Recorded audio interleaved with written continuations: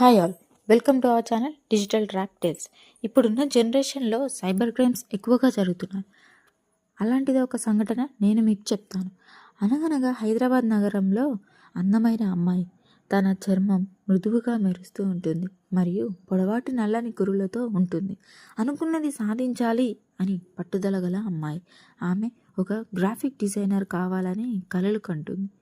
ఆమె కళా రచనల సోషల్ మీడియాలో కలిసిన కొత్త ఫ్రెండ్స్తో తన ఆలోచనలు పంచుకుంటూ ఎక్కువగా గడుపుతుంది. ఆమె పేరు మాయ.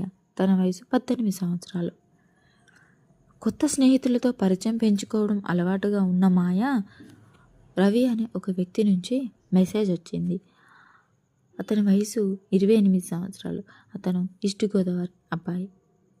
అతని ప్రొఫైల్ మొత్తం స్కెచ్లు, కోట్స్తో నిండి ఉండటంతో ఆమె ప్రపంచాన్ని అర్థం చేసుకునే వ్యక్తి అని అనుకుంది.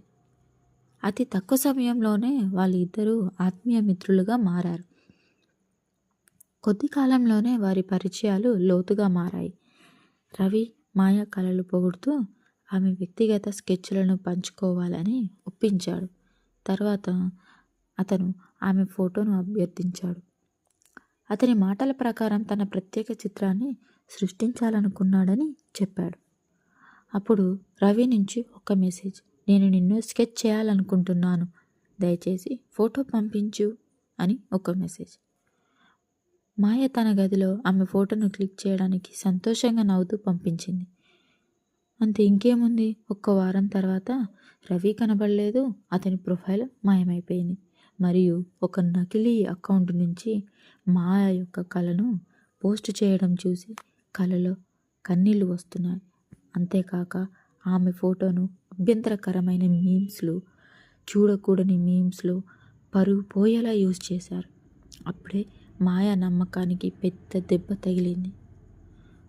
మాయ తన అక్కను ఆశ్రయించి సైబర్ క్రైమ్ అధికారితో విషయమంతా చెప్పింది.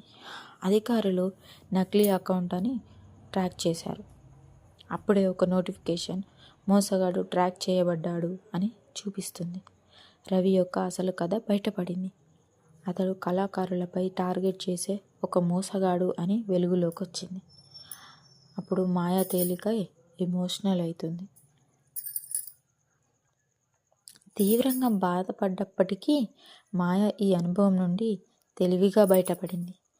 ఇలాంటి సంఘటనలు ఎన్నో జరుగుతున్నాయి అని తెలుసుకున్న మాయ వారి గోప్యతను కాపాడుకోవాలని ప్రతిజ్ఞ చేసింది మరియు ఆన్లైన్ భద్రత కోసం ఒక గొంతుకగా నిలిచింది.